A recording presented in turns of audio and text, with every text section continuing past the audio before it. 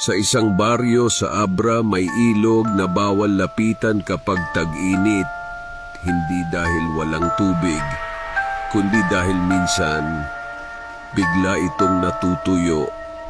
Sabi ng matatanda, huwag raw magtaka kung isang araw wala kang makitang tubig sa ilog. Bitag daw iyon. Isang hapon, napansin ng mga bata na tuyo ang ilog. Kitang-kita ang mga isda na naiwan sa putikan. Natuwa sila. Tinawag nila ang mga matatanda. Manghuli na tayo, may isang matandang babae na sumigaw. Huwag, pero huli na. Nasa gitna na ng ilog ang mga tao.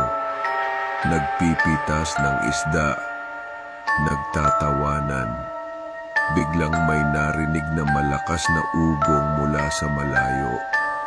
Parang rumaragas ang tubig, pero wala namang ulan.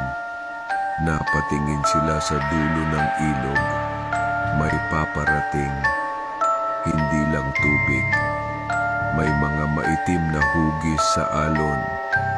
At sa gitna nito, may nakalitaw na ulo. Malaki, mabigat ang mata, nakabuka ang bibig, berberoka.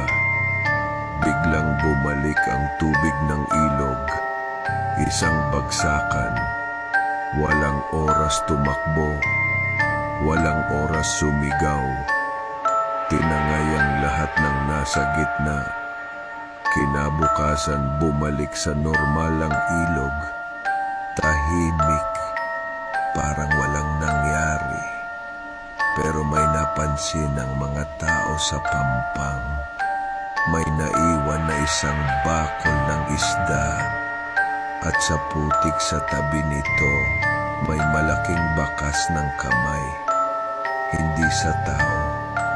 Simula noon, kapag natutuyo ang ilog sa baryo, wala nang bumababa. Kahit gaano karami ang isda,